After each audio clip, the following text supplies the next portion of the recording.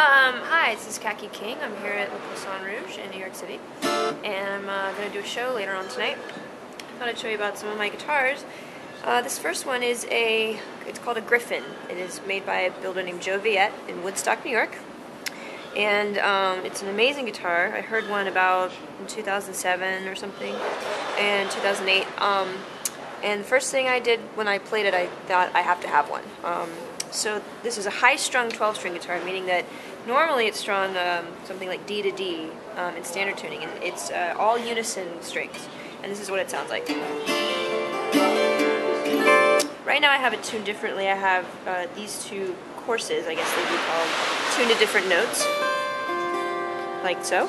So there's actually 8 notes happening when you hear that. I really like this guitar. It sounds crystal clear, very, very high, without sounding piercing. I can have a really loud volume out of it, and it never actually sounds shrill or angry. It has these amazing highs, but it never is too much. It never bites the ear. It never sounds brassy. So I used it a couple times on my new record, and I did a Celtic tune with it. I did a song with a string quartet with it that's just really punchy and very fast, and then I did this song with it, and I'm going to play a little bit from it. It's called Fences.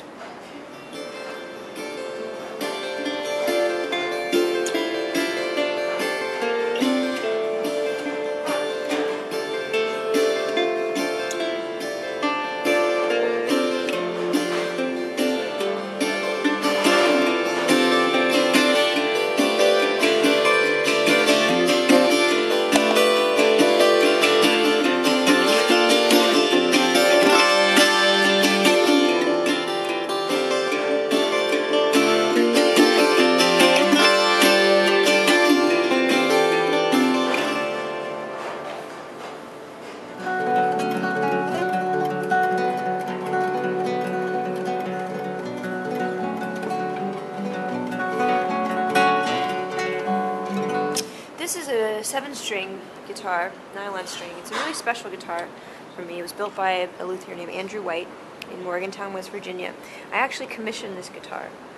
I had met Andrew while on tour in West Virginia, and he was starting out building guitars, and I said, I really want something different. What if we did 7-string? At the time, I was searching endlessly for low tone. And so he said, well, while I'm building this, I might as well do a fan fret pattern. So that's why you see the frets, they point this way, and then they point vertically, and they point this way, which is actually ergonomic. As you look at the hand that travels up the neck, it mimics exactly how it does. When you're used to playing a normal, grid guitar, it does get a little difficult, and you have to adjust. This is these sound holes are of my design. They're really just cosmetic, but they were inspired by crop circles, and not the mysticism or controversy surrounding crop circles. But I fully think that some creative scientists and hippies in England make crop circles, but I do think the designs are fabulous. So we had a crop circle inlay, and at the top of the headboard right here, the headstock, I mean. So the song that I'm using this guitar for in this show is a song I wrote a long time ago called "Doing the Wrong Thing," and this is what it sounds like.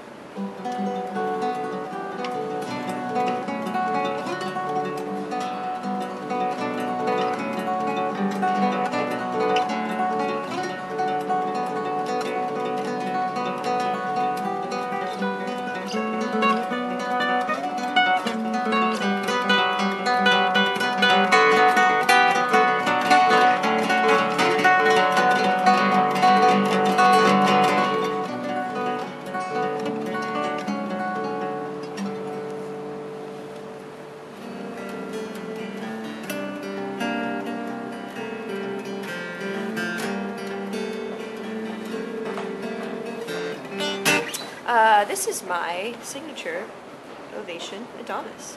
I started playing Adamas because my dad had one. What that signifies is it is the high-end Ovation models that have the carbon fiber top. And they have a couple of other things about the construction that make this top very, very light and very resonant. Almost, you touch it and you feel like it's almost bouncing back. The only things that really make it mine are a couple of design things. There's a crown at the 12th fret for King. I made this, just tightened this up, made it symmetrical. A couple of other things. I really like the black with the, I guess, this gold fleck in it. So it makes a reflective surface that's not shiny. So it's actually matte, but with reflective material in it and not just a gloss, which I tend to think is really nice. These guitars play extremely well. They are my workhorses on the road. I would need them if I didn't have, I mean, even if I didn't have a signature model at all, this is the guitar that I would always want. This is the one that I always take for any one-off gig that I need one guitar. This is going to be it. It's incredibly versatile. It sounds great. It sounds great in all kinds of different environments. You know, it's not made of solid wood, or, you know, not made of wood everywhere, so I can, you know, it sounds good when it's muggy, and it sounds good when it's really dry. So I'm really pleased with it, and this is one of the tunes I'm playing with it now. It's called Cargo Cult.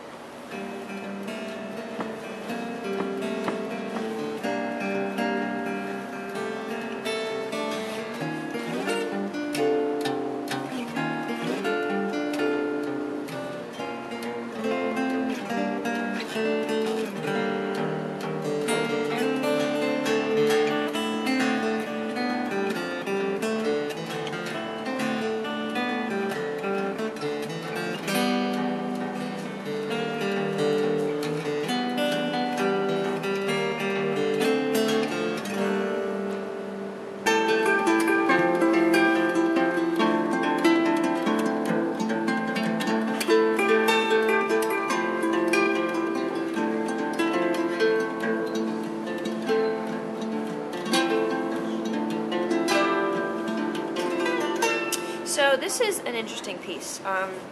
It's not a guitar.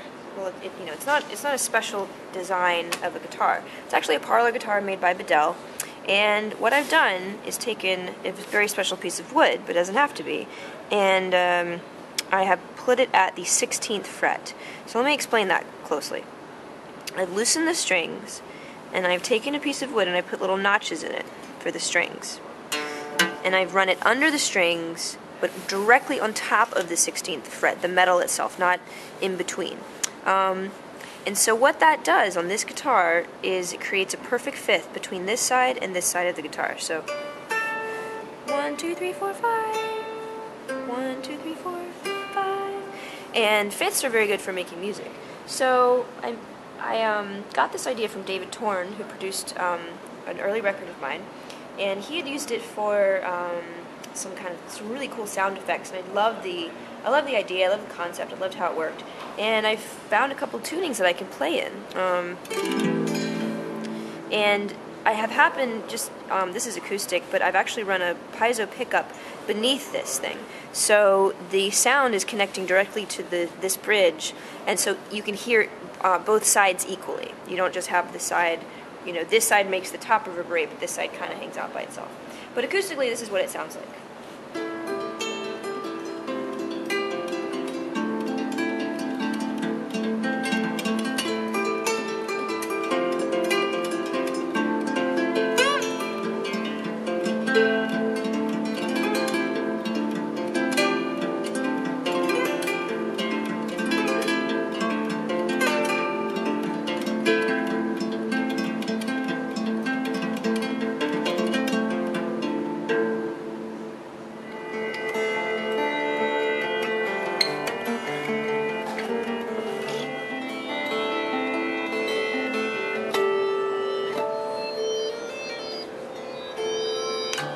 So this is really special.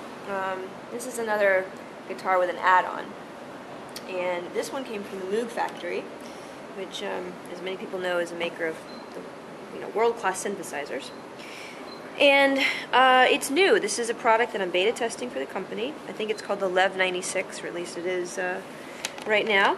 And what it does, I think the 96 refers to the 96 harmonics that this thing is capable of making.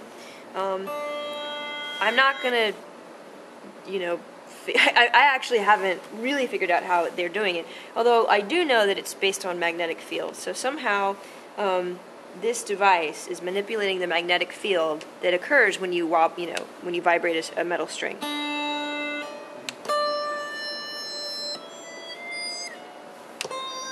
And there's different settings. That's a cool one.